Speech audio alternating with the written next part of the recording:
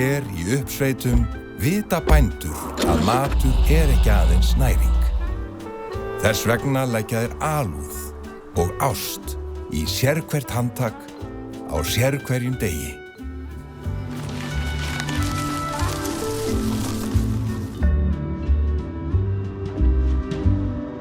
Í 40 ár hefur fólkið á bak við flúðasveppi ræktað sveppi fyrir íslensk eldhús.